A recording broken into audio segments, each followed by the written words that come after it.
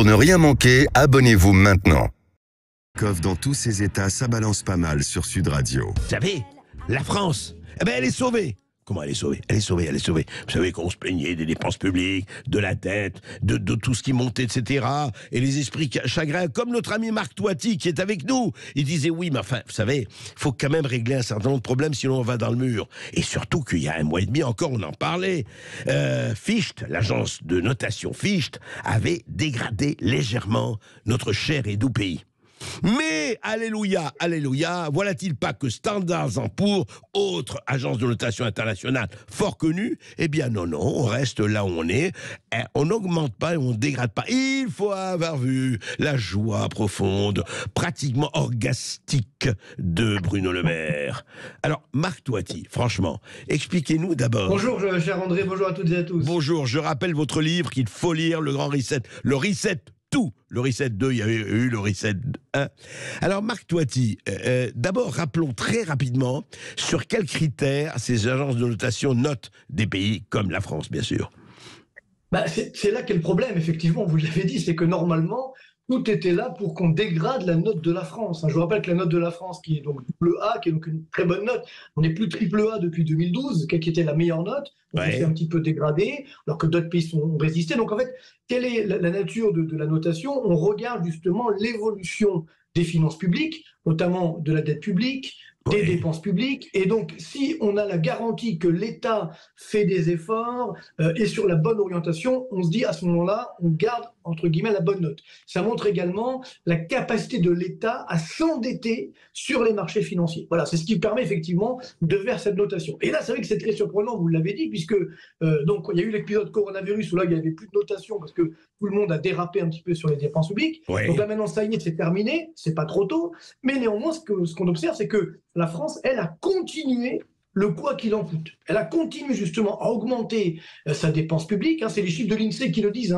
En 2022, la dépense publique a représenté 58,2% de notre PIB, c'est-à-dire de notre richesse. Près de 60%. Et grâce à cela, voilà, 58,2%, ça c'est la dépense publique. Grâce à cela, nous sommes, tenez-vous bien, numéro 1 du monde. Donc, cocorico, effectivement, vous en serez bien passé, bien entendu. Ce que je veux dire par là, c'est que avec cette dépense publique qui augmente, à la rigueur, on aurait été en droit d'attendre une croissance forte. Malheureusement, ce n'est pas le cas. Et idem sur la paix sociale, puisque là aussi, ce qu'avait dit Fitch il y a quelques semaines, il avait dit attention, il n'y a plus de paix sociale ou sociétale, il y a des risques politiques, sociétaux, et donc c'est pourquoi elle avait dégradé. Et là, c'est vrai que Standard & Poor's, voilà. C'est vrai que les agences de notation ne sont plus très crédibles depuis la crise des subprimes, parce qu'elles n'avaient rien vu venir. C'est un peu comme la cavalerie, elles arrivent après la bataille.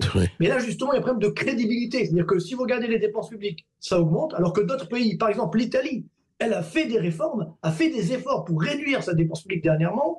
La dette publique, elle continue d'augmenter. On est à bientôt 3 000 milliards d'euros de dette publique. Et nous sommes numéro 1, vous dites nous sommes numéro 1 là-dessus. Sur les dépenses publiques.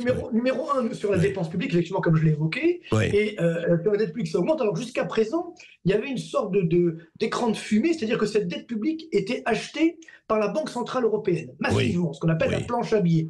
Donc c'est ce qui permettait d'avoir des taux d'intérêt extrêmement bas sur la dette publique. Aujourd'hui, c'est en train de changer, puisque cette planche à billets a alimenté l'inflation. Donc maintenant, la Banque Centrale Européenne a limité ses achats de dette publique.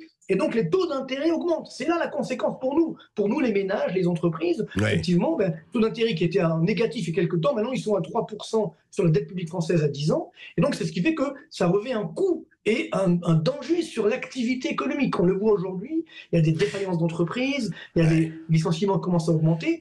Donc, tout ça fait que on avait tout pour effectivement être dégradé, alors pas être fortement dégradé. Non, mais bien sûr. Mais alors, Marc Toiti, expliquez-nous. Vous devez savoir, alors comment il se fait? Parce que je veux bien qu'ils aient des avis différents, Fichte ou Standard & Poor's. Alors, on a dit que le gouvernement avait discuté, envoyé des émissaires avec Standard & Poor's pour discuter. Vous croyez que ça a influé? Parce que pourquoi l'un dit non, ça ne va pas, et l'autre dit non, tout va bien? Ah non, mais c'est sûr qu'il y a eu une influence, c'est évident, puisque de toute façon, si on regarde les chiffres en tant que tels, c'est-à-dire sur la dépense publique, sur les déficits publics, je vous rappelle ça va encore augmenter cette année en 2023. Alors, il n'y a plus le coronavirus, mais le déficit public va revenir vers les 150 milliards d'euros. Vous voyez, on est sur les niveaux qu'on avait pendant le corona. Vous voyez, donc ça doit être sanctionné. Ça n'a pas été. Dette publique, pareil. Crise sociale et sociétale, pareil. Problème de majorité également à l'Assemblée, pareil. Donc, si on est objectif, sans vouloir être, je dirais, méchant, si on est simplement objectif, Standard & Poor's aurait dû dégrader la note de la France. Mais, alors peut-être que le gouvernement l'a convaincu, on ne sait pas trop, mais le problème c'est que c'est pas que ce gouvernement-là, hein, tous les gouvernements depuis des décennies n'arrêtent pas de nous dire non, vous inquiétez pas, on va réduire les déficits, on va réduire la dépense publique, etc. Et c'est exactement l'inverse qui s'observe. Donc pourquoi là, Standard & Poor's a cru le gouvernement? Bon, très bien, il y a peut-être eu je sais pas. Mais il a peut-être, il a dû l'emmener déjeuner avec un très bon vin, peut-être. Non mais. J'espère que c'est pas comme ça qu'on fait la note, sinon c'est quand même extrêmement dangereux. Mais Marc Toiti, le problème, si vous voulez, c'est que c'est quand même un aléa moral, ce qu'on appelle un aléa moral. Parce que s'il faut réduire la dette publique, c'est pas pour faire plaisir à Standard & Poor's, c'est pour les Français. Parce que n'oublions pas que toutes ces dépenses publiques qui augmentent, il faut les financer. Donc si c'est pas la BCE qui achète la dette, comment on finance? On va augmenter les impôts. Oui, mais alors justement, oui, mais Marc Toiti, augmenter les impôts. Et je vous rappelle qu'on est déjà numéro 1 également au point de vue mondial en termes de pression fiscale par rapport à notre richesse. Donc jusqu'à quand ça va continuer? Et que peut-on encore ponctionner? Alors qu'est-ce que vous répondez à ceux qui vous disent, et nous avons eu beaucoup d'auditeurs, enfin beaucoup, non, certains qui nous disent mais attendez, tout ça est politique, jamais la Banque Centrale Européenne ne lâchera la France. Donc, disons que ça peut continuer, je ne dis pas jusqu'au bout, mais ça peut continuer comme ça encore longtemps. On va quand même pas laisser tomber un pays comme la France, donc on va s'arranger. C'est le problème. C'est le problème de l'accoutumance. Hein. C'est comme les drogués. Tant qu'ils se droguent et qu'ils n'ont pas d'overdose, effectivement, ils peuvent faire toute leur vie. Donc là, c'est exactement pareil. On est sous perfusion de morphine, si vous voulez, de cette dette publique qui est en partie financée par la BCE. C'est vrai qu'on voit mal la BCE lâcher la France, évidemment. Mais le drame, c'est que si on ne fait rien, s'il n'y a pas de sanctions, notamment des agences de notation et donc des marchés, et donc des investisseurs. Je vous rappelle que la moitié de la dette publique française est détenue par des étrangers, il ne faut pas l'oublier. Hein. Et donc, ça veut dire que si il n'y a pas de sanctions, ça veut dire que le gouvernement va continuer. Moi, vous savez, j'ai vu tous les présidents, les premiers ministres, les ministres de l'économie depuis 25 ans. Je leur ai toujours dit, faites attention, si vous dérapez, les taux d'intérêt vont augmenter. Et donc, là, qu'est-ce qu'ils vous disent aujourd'hui? Regardez, il n'y a pas de problème. On augmente notre dette publique, on augmente notre déficit, finalement, tout se passe bien. Donc, on n'a aucun intérêt à faire autre chose. Et le drame, c'est qu'après, qui va payer? C'est les Français. C'est les Français et c'est nos fils. Au travers de l'imposition. C'est ça qui est dramatique. Oui, mais Marc Toiti, juste un mot. Nos créanciers, vous dites que la moitié, effectivement, des créances sont aux mains d'étrangers. Est-ce qu'ils bougent ou ils ne bougent pas? Où ils sont? C'est très important techniquement et autres, parce que ça, vous pouvez nous expliquer, nous, on ne sait pas. Est-ce que les créanciers, disons, internationaux, étrangers, etc., sont axés, on les yeux tournés vers la Banque Centrale Européenne, et tant que la Banque Centrale Européenne leur disent vous pouvez investir en France, il n'y a aucun problème, vous pouvez garder ça va tenir, tout le monde va tenir. Il dit bon, on verra dans 50 ans, après nous le déluge, quoi. Voilà, mais il y a deux choses, si vous voulez. C'est que, effectivement, donc, les investisseurs sont entre guillemets rassurés, mais ils l'étaient aussi sur la Grèce jusqu'en 2010. Les investisseurs étrangers achetaient énormément de dettes grecques jusqu'en 2010 en disant il n'y a pas de problème, il y a la BCE derrière, etc. Puis on a vu comment ça s'est terminé ensuite. Donc ensuite c'est le principe de la corde. Donc là, la corde, elle tient sur un fil. Donc tant que le fil, il tient, ça va. Mais une fois que le fil, il casse, la corde va casser. Donc ça, évidemment, on ne peut pas, on fait tout pour que ça casse jamais. Alors il y en a certains qui me disent oui, ça ne cassera jamais. Moi, j'avais des investisseurs américains la semaine dernière qui me disaient ça va continuer comme ça éternellement. Peut-être, mais globalement, c'est sûr que c'est une fuite en avant qui, plus on tarde à réagir, plus quand ça va exploser, ça va faire mal, bien entendu. Donc c'est là où c'est très dangereux, ce que j'appelais un aléa moral. Comme on se dit, on a finalement, voilà, la BCE, la zone euro, tout va bien. Sauf qu'on oublie de dire qu'au sein de la zone euro, avec l'Allemagne notamment, il y a des dissensions. Il y a certains pays qui, eux, ont fait des efforts. Même l'Italie, par exemple, même la Grèce ont fait des efforts en termes de réduction de leurs dépenses publiques. Il n'y a que nous, les Français. Vous savez, les pays scandinaves vont dire, regardez, ils ont beaucoup de dépenses publiques par rapport à nous, plus que nous. Même eux, ils ont compris qu'il fallait arrêter. Donc, ils ont réduit leur poids de la dépense publique. Et nous, et ça marche mieux. Et nous, on continue. Donc, tout le problème est là, c'est qu'on est dans le déni de réalité permanent. Mais Marc Toiti, pour juste, est-ce que nous, on savait qu'on était des cigales, en tout cas on le sait depuis quelque temps, est-ce que l'Allemagne reste une fourmi ou elle se cigalise, si je peux permettre ce néologisme? Alors, si vous regardez les chiffres, pour l'instant, la dette publique en Allemagne, c'est 69% de leur PIB. Nous, c'est 112%, bientôt 115%. Donc, il y a quand même un écart énorme. Vous voyez, si vous regardez les dépenses publiques, c'est à peu près 49% de leur PIB. Nous, on est à 58,2%. Donc, pour l'instant, elle est toujours fourmi, mais il n'y a pas que l'Allemagne.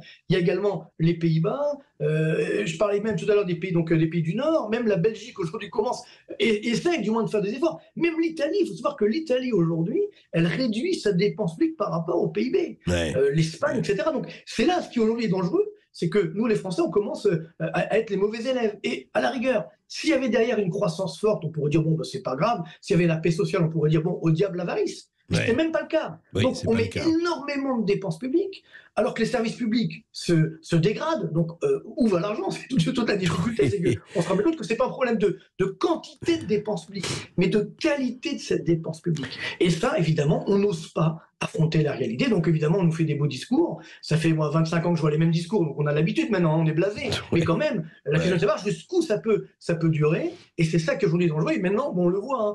Mais je rappellerai que les agences de notation notaient quand même triple A les dettes subprime jusqu'à ce que ça explose. Quelques semaines avant, elles étaient encore triple A les dettes subprime. Oui. Donc ça ne veut rien dire, cette notation. Ça ne sert pas à grand-chose. Et moi, je trouve qu'il y a un problème de crédibilité de la France. Et également des agences de notation qui ne font pas leur boulot. Voilà, j'allais revenir, Marc Toiti, aux agences de notation. Honnêtement, faut-il les prendre au sérieux? Parce qu'apparemment, dès qu'une agence de notation rend son verdict, toute la presse économique, et pas seulement, en parle. Ou bien faut-il regarder tout ça avec circonspection?